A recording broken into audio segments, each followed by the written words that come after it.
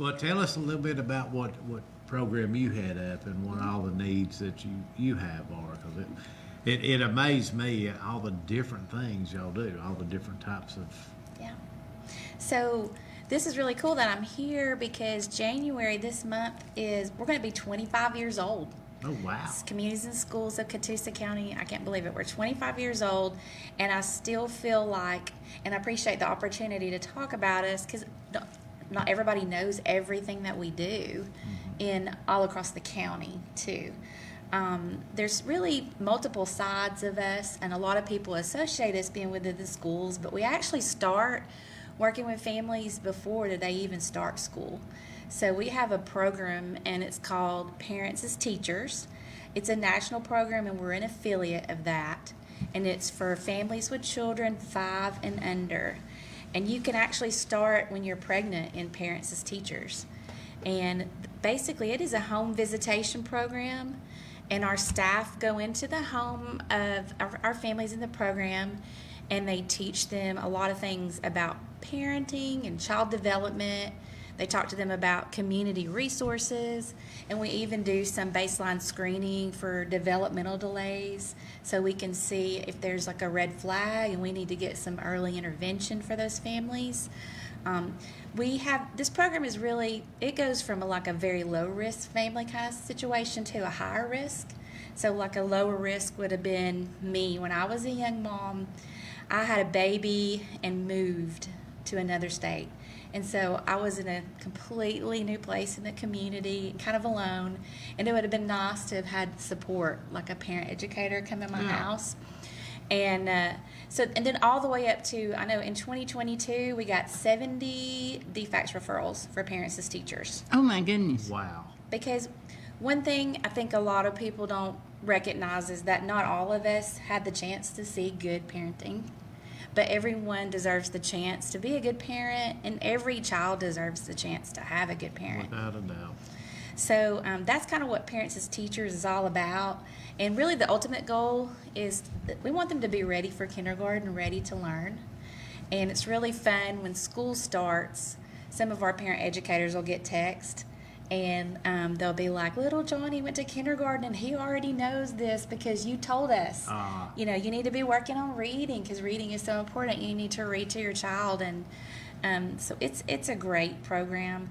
We have also connected with it group events. So some of the parents get together and have kind of a community of young moms and dads. We have online parenting classes. We offer Are those all free?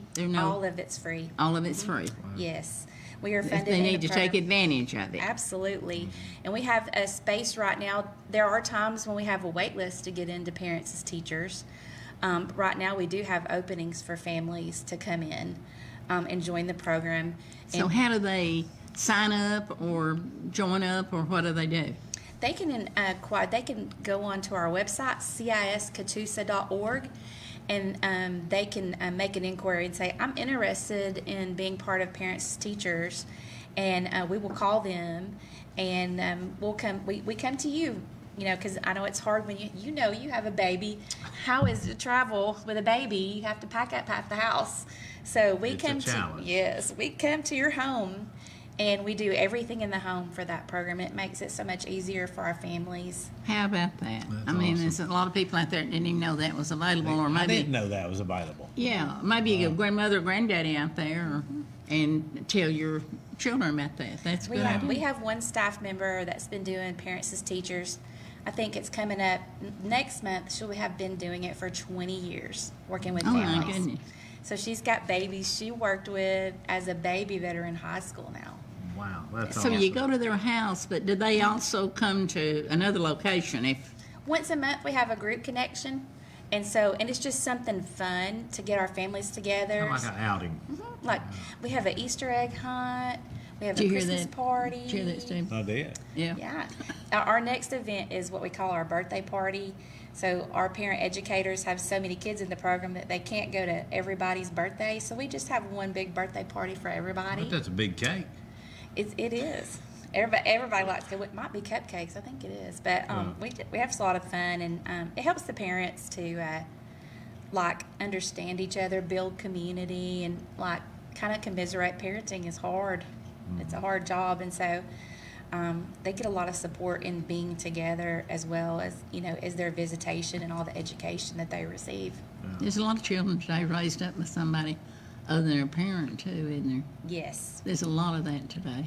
Yes, and that's when we start talking about the other side, I'll tell you there's going to be some new programs that we are going to talk about when we talk about the other side of CIS, which is our school side. And that's, I think, the thing that people know us the most for is we are inside right now 5 schools. In the fall, we're hoping it'll be 6 schools. We'll add another school. And we have a tendency to be in the schools with the highest free and reduced lunch percentage. So there's the most poverty because those are the families that need some of the things that we offer. Our staff members, they live inside the school that they're in. So we're in 2 high schools, Ringgold and LFO. We're in Lakeview Middle School. We're in West Side and Cloud Springs. And so that staff member stays there in the school. She's a consistent person in the lives of the children there, a caring and consistent person, which, you know, some of our kids don't have. Without a doubt. Oh, yeah. We take a lot for granted. Oh, we do.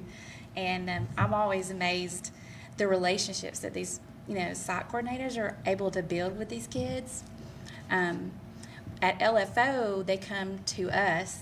So we have a student center. We call it the Student Success Center. And our staff member there is Allie Jennings. And Allie's quite popular at LFO. Sometimes if I go and try to sub for her, they kind of come in and they're like, "Where's Miss Allie?" Because they just love her so much. But so the thing we do in the schools is the school staff recommend to us about 10% of the school's population. And those 10% are kids that are at risk of failing or dropping out. And so we put those 10% on our caseload. So at LFO, there's 1,000 students, so we have 100 on our caseload. Very similar at Ringgold, about the same kind of population. Lakeview Middle, 70. And we do targeted services. One of the things we do, we just talked about, is basic needs. So I think you've been over to our big food pantry. Yes, ma'am. At PLC. We're blessed to have a big space for our food pantry, so that when a kid needs food, we can send it home Yeah. directly from school. We can send it in a bag. We can put it in their backpack. That way, transportation, you know, that barrier is removed. We have a big clothing closet at LFO. Even though all of our schools, we have clothing and things, but we just have some of the main hubs that we keep a lot, and we take our donations there. We have hygiene closet for hygiene products. We even have some home products. We keep bedding. One of the things that we often find is if we do a home visit and a kid is sleeping on the floor, I don't know about you guys, but I just don't find that acceptable. It's hard to sleep on the floor and come back to school the next day and do well. So we will buy a mattress. So we buy quite a few mattresses or bedding, anything that we can help, you know, remove any barriers to that kid succeeding in school is what we want to How do you identify these children that, there's children that don't get breakfast at home and, like you said, sleep on the floor, and a lot of homeless children, and So there's 3 main identifiers we use: the ABCs, attendance, behavior, and coursework grades. But we know that those are all symptoms of other things that are happening in the home. And so we do use those, but oftentimes when we really start to know these kids, there's more. Those are things that they're being caused by things in the home, you know, mental health issues, domestic violence, substance abuse is a huge thing. And so we have our school staff, many of the administrators, the social workers, the guidance counselors, they'll call us and recommend, hey, you know, I really think this one needs to be on your caseload. do they actually go to the homes? We do home visitation. You can do that. We can do that. If there's a kid that has been absent a lot, that's one thing we can drop by and be like, hey. And we work closely in Catoosa County, we have graduation coaches at every high school. So we partner with them, and they're kind of chasing after the same kid we are. They focus on getting them across the graduation stage, and so sometimes we will tag team and go by the house and be like, "Hey, we haven't seen you in a couple days, or what's going on? We need to find out, why aren't you there?" Right. One of my friends' husband drives a school bus, and I said, tell me what that's like. And she said, the saddest thing they ever heard him say is this same child every day would say, I really don't want to go home. Yeah. And that is so true. Now that's sad. Often, our kids, when kids are like, the bell rings and they're running out the door, sometimes ours don't. They want to stay with us. And even when, like, it's right before break, we see a huge amount of increased anxiety, like right before Christmas break or spring break, because they know they'll be absent from us, someone that really just loves them unconditionally, and they're also absent from our basic needs. So they're worried, Right. Like, is there going to be enough food in the house, to make it through this Christmas break? And so that's one of the things we did about that. We send a big bag of food home to the students. We know that we'll need that before each break. And so we did about, before Christmas, I think we did 150 of those. And our wonderful... Is that many children that's that many and more? That was only 5 schools worth. So, and one thing I do want to tell you, it's really important, we do serve the entire school system with our basic needs. We are doing things in specific schools, but if any guidance counselor or any social worker calls and they feel like that a kid's going to go home to nothing in the kitchen, empty, then they're going to call us. And we'll get it to the school and get it home with that kid, or if it's closed. That's one thing that I felt like was really important, because I know you know this, but our community is wonderful, and they're Yes. giving, and we've been able to sustain doing this for the last couple of years because of Catoosa County. Yeah. So where's your central location where I know that you have like a set aside place? So my main office is in the Performance Learning Center over here, very close to Barnhart Circle. Oh, yeah. Yeah, okay. the old, I think it was Fort Yeah. Oglethorpe Elementary. Old Fort Oglethorpe Elementary. Yep. So we're in there, and that's where our main food pantry is. So we can make up food bags, and we do have, groups come and volunteer, and they'll help us like make a big set. But we do also have students that just take them home weekly. So we know each school that we're in, how many they might need for that week, and we always try to have them, made up and ready to go. Last time I was in there, it was pretty dry. Your shelves are Yeah. pretty low. We let it get low. Well, you sent out 150. So you're talking about before. food. Yeah. The shelves need to be filled up with food, canned goods, Yes. staple items. Yes. Our favorite things are things the kids can make themselves. Yeah. Because we do have a lot of kids that are doing for themselves. So if it's something like the Pop Top and it can go in the microwave, or something simple like crackers or I had no peanut butter. idea that there was that much problems with children in schools. I have heard a lot from whoever we interviewed in the school system about breakfasts, that a lot of kids go to school without breakfast in the morning, and so they have a free breakfast, or didn't they some of that program get cut down? I don't know. I don't think it I'm not has sure. been cut back that I know of.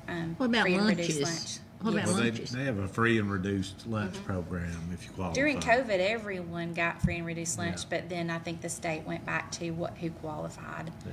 And so we tried to do a good job of getting everybody signed back up in the school system to make So sure. you see about all those schools that you mentioned that they have just what they need, plus taking care of what you have to do there. All right, we got a caller here. You got a question for Penny? Yes. So for your clothes closet, do you take like any clothes, like jeans and that, any sizes, and like shoes? And where do we take them? And I'll hang up and leave. Sure. Yes, we take any kind of clothes, and we will take them at LFO High School anytime. Clean and Yes, used? please. Yes. Clean and used. Yes. We do have a washer and dryer, but we try to reserve that for our students Because Yeah. believe it or not, a lot of our students don't have access to clean water or a washer and dryer. Oh, yeah, I learned that last year. Yes, because somebody helped me get a new, and our washer went out, so somebody helped me get a new one right here. So we worked on. We had to get, and we wanted a stackable because we wanted more room in the closet for more clothes. So it really worked out really nice. And also the class of LFO class of 1973 also did. One did the washer, and one helped us with the dryer. So it was really nice That's awesome. for them to do that. But yeah, if they could come clean, and we love for it to be relevant to the kids. Maybe something like a kid would wear. That'd be great because our kids just want to fit in. That's right. They want to be like every other kid. And so often as adults, we see the parents and don't want to help, but it's not the child's fault. Some parents make bad choices, but it's never the kid's fault. We have a couple retail stores that will give to us, like Vans in the mall.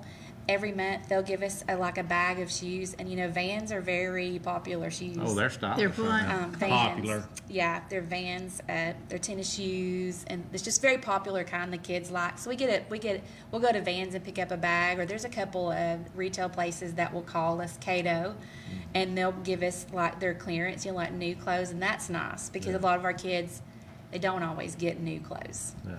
We do go through a lot. We do have to get underwear, socks, shoes. If we could get those new, it's just preferably. it's great if we can get those for sure. And we go through those a lot. And they take cash. That's what I was do. gonna say. You You can take write cash a check. donations. And Yes. that way they can use their buying power to get more. So you write a check to who? CIS Catoosa, and you can actually, if you don't want to write the check out, you can go to CISCatoosa.org and hit donate and put that card on there and make a donation. You can designate it. If your passion is, I want to make sure these kids have winter coats, you let me know, and that's what I'll buy. Or if you're like, I want to make sure they're, have plenty of food, that's what I want it to go for. You can designate it, however you want. Or if you're like, hey, I want to let these kids have a graduation party, whatever you want to do, we're going to make sure that that's what happens with that money. Right now would be a good time to donate them some boots and winter things, winter Oh, yeah. sweaters and scarves and hats and But there is earmuffs and but there's needs year round. Yeah. It's not just winter time, not just Christmas time. It's all year round. so that would be why a cash donation would be better because they can lay it over here and when time comes to buy them a pair of blue jeans and T-shirt or something like that, they can do that. That's one reason I wanted to have Penny Island. When I was over there, it was pretty light when we brought some coats over there. So I thought this might help fill it back up, hopefully. Yeah. Well, and Judy was saying, cash helps us because we purchase in bulk from the food bank, and we get better prices, and we can get more food than maybe just me. And I do Walmart trips. I do Yeah. that for sure. You'll see me. I'll have 2 or 3 buggies, and that's what I'm shopping for is the food pantry. But if I can buy from the food bank, I can get it at So better does, like I can remember somebody that worked at the Ronald McDonald House and they went to the Panera and picked up the next day. They went to the bread store and picked up and different places like that. Do people do that for you too? We do. I know we get Publix every Saturday. Yeah, I was going to say Publix. And so that's really nice because Publix we get that deli bread. things, Yeah, yeah. we get bread, and that's really useful because I always try to keep peanut butter and jelly in the pantry. Yeah. We have some pantry staples that we always just try to keep. And also, they'll give us treats. So, like, sometimes we'll get cookies and cupcakes, and so that's fun. And anything that we can use a little motivation. If you think that you're going to get a cupcake if you finish your assignments, and we're trying to pass the class, then that's what we need to do. We'll do it. That makes me work harder. Me Who too. doesn't like cupcakes? I have no idea you do this, but it just occurred to me. Do you ever teach those kids how to cook?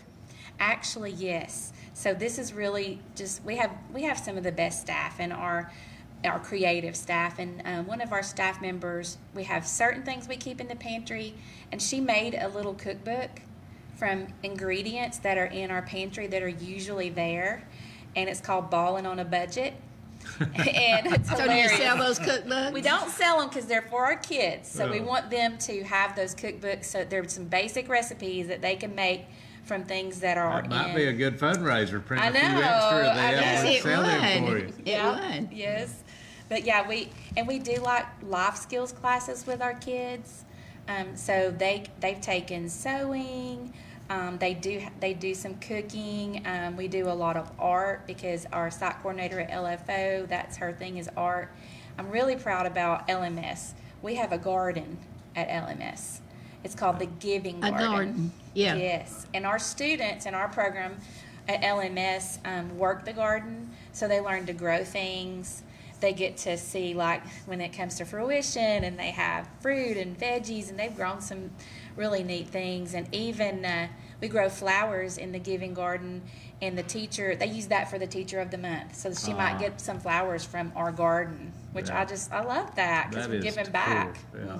Well, another thing, you probably do this, you teach them consumer science, like how to balance a checkbook and when to pay Yes. your bills and Yes, let's things like talk that. about that. We have an event, and it's been so popular in Catoosa County, and it's called Reality U. And I think one time you might have even had Sheriff Sisk on here, and I think he talked about it, but it's an event where the students take a survey, and you say, in the future when you're 26, do you want to be married? Do you want to have kids? What kind of job do you want to have? You know, do you want to live in a house? And then we also account for their current grade point average and their attendance and behavior referrals. So, and the computer spits out a scenario for these kids. And the better you do on your grades, the more opportunity you have at good jobs. And so they get in a monthly amount to live on. So you might get $2,000 a month in your scenario. There's 12 tables, and they're all representing bills that we have to pay. There's childcare, car, house, savings, insurance, utilities, everything. Maintenance. Yes, everything. And so they have to go around. You have to go to each table with your register. It's like a check register. And you have to make it through a month without going below zero. And so some of the kids will go to the car table, and you know what they'll pick? There's car choices, and they'll be like, oh, I want the Ferrari. Yeah. And the person will say, well, here's your car payment that goes with the Ferrari. But you still have to go around and get housing over here.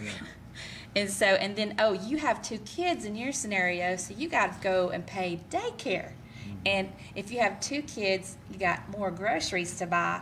So it's, and the kids, like, the community comes and runs the tables. So we might have, like, bankers at the table, like they're, you know, in real life, you know, they're dealing with these situations. Or we might have realtors at the home table, you know, and these kids are going around. A lot of light bulbs are coming on. Yeah. Like, wow. I remember one of them said, I just really need to go home and thank my It's parents. that's a reality check. It is. That's why it's called Reality U. Yeah, that's- One of the priorities for our caseload are our homeless kids in Catoosa County. And we call those our McKinney-Vento kids. That's a grant that one of our social workers has, Melissa Holcomb. And so those kids are a first priority for our caseload. Any kid in foster care is a priority for our caseload, and any kid with the Department of Juvenile Justice. So do you refer them for foster care and that? Yeah, the school system makes sure that we have a list of who in the school is in foster care or involved with DJJ so that we can get them on our caseload and start working with them. About how many foster children are there? I'm not sure how many foster kids we have in the school system. I mean, on our caseload, I know each school we have several. I know kids that are considered homeless, which homeless is not just living, in a car. Sometimes homeless is living with somebody that you're just doubled up with. Couch surfing. That's what right. they call it. Yep. So I know we have over 100, maybe 120 in the school system that we Of all consider. the Catoosa County school system? Yes, ma'am. And we have a social One's worker too that's many. dedicated. It is. One's too many. Yes. Okay. We're We're back. talking to Penny Mahon over here from CIS, and interesting, if you've listened to it, they have a lot of needs and wants, and they're taking care of your children possibly, or somebody you know. So have we left out any of the programs you do? I bet we have. I do want to tell you about something kind of innovative that we're doing. We're working with another nonprofit called Helping Hands in Hunger, and we started a program at LFO. So if you've ever been to a cafeteria, you see how much food goes to waste. If you've ever gone to visit, and it's unopened food, and it's like a shame. You see that. So this program, we use student volunteers, and we have the equipment. We have like a rolling cooler. We have a freezer and refrigerator. We go to the cafeterias of the schools that we do this program, and we collect any unopened food. So juice, we get a lot of juice and milk and any kind of fruit and anything that's unopened. And then we add it. We have one of the reusable like refrigerated bags. Mm-hmm. And so some families will get that bag with the cold stuff in it on Fridays along with our regular food pantry stuff. So that gives us the ability to give out a little more. And it also getting a refrigerator and freezer from that program, we were able to get vegetables sometimes and get meat and then get the things that we get from the cafeteria. And it's really neat. The kids in the school volunteer to do the program. Yeah. They're the ones that do it.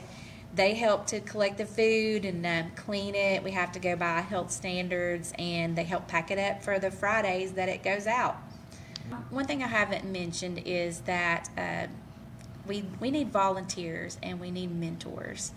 We're a nonprofit, we're always going to need items and we're always going to need funds to do what we do. And by the way, everything we do, the school system does not pay for us. We raise our own money for everything we do.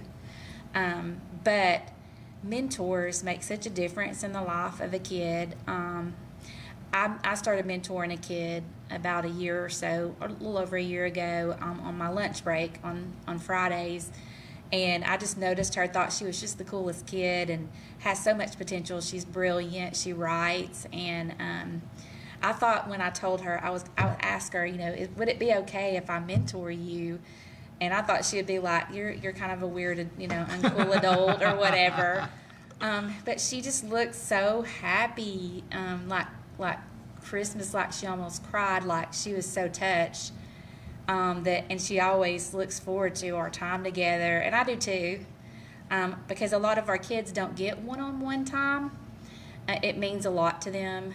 Anytime I go to our elementary school program and I try to help out, I'll pick the one in the class that's been the least well-behaved, and we have center time, and they get to go during center time, and they pick an activity. You might have blocks or art, and I'll just work with just that one kid, and the difference in their behavior when they just have just me and them, then the whole group, they're just craving one-on-one time. Yeah, craving attention. Mm-hmm. And so if they can just get someone, honestly, a lot of times with my young lady, I just sit and listen to her.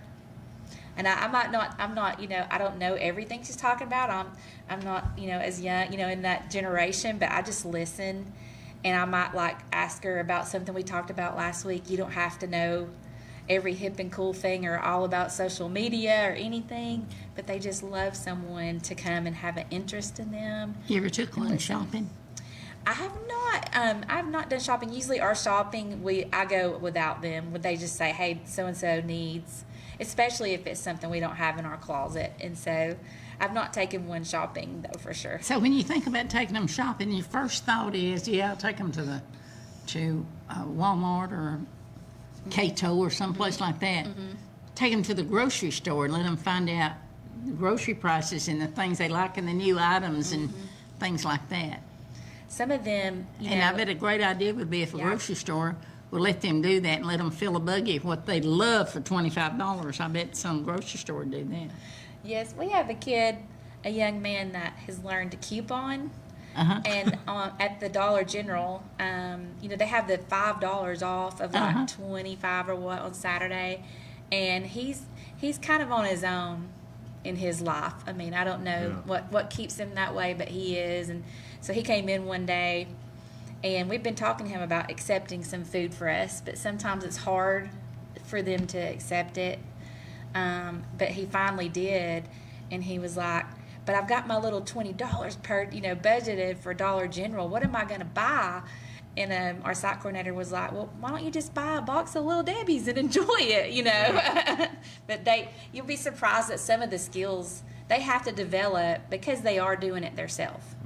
And so this little guy, I mean, he learned a coupon. It's a journey for them, an adventure, because they don't know, and it's a brand new thing for them to do. Yeah, and they just don't have anyone to teach them. And that's another reason why I love mentoring. Because, with the young lady I mentor, she's like me. She's the first generation to go to college. There's a lot to that. And so she might not be able to talk to her family about it, but I've been through college, so I can talk to her about it and kind of say, well, are you on track to do this? Have you filled out this? It's just neat that we can, sit and talk and relate like that. But now graduation, she's a senior this year, so it's good. I don't see how I have so much respect for our educators, because you get attached to these kids and then they graduate, which is the goal. But, I really respect even more than I ever did our teachers in our schools. Yeah. They ever graduate, then come back and see you. Yes, they do. And thank you for what you did for them. Yes, we do have some come back. And this year for our dinner, we actually had some of them come and work to help serve at our dinner. Some of our current students and some from the past, so that's really nice. But the site coordinators get a really close relationship with them. Can you imagine the atmosphere that some of those children go home to? Fussing, fighting, drunk, drugs, nobody there, empty house, so many things that you think of that we take for granted. Absolutely. We are very lucky. I mean, some of us are very lucky and thankful for what you got.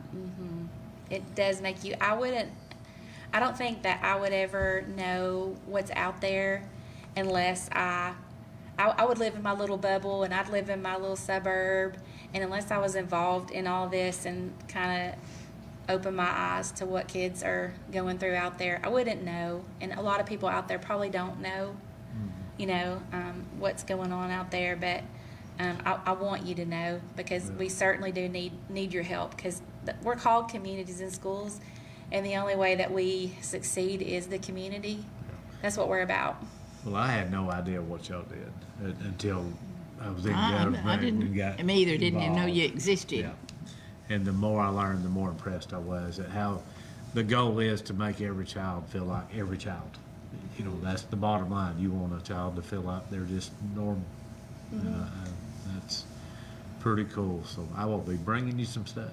We like it. And so tell them again your Facebook page, how they can donate. Now, if they just like your Facebook page, they can find out all the information, right? We would love for you to like our Facebook page, because JC Nipper, our program coordinator, does an amazing job of keeping it up to date, showing everybody what we're doing, and reaching out to the community for our most current needs. So on Facebook, Communities in Schools of Catoosa County. If you'll look us up and like us. And then our website is ciscatoosa.org. And you can go in there and donate, or you can, if you're a family that needs assistance, you can request help. Thank you very much for being here. And Thanks thank for you for having your me. passion that you have for your job.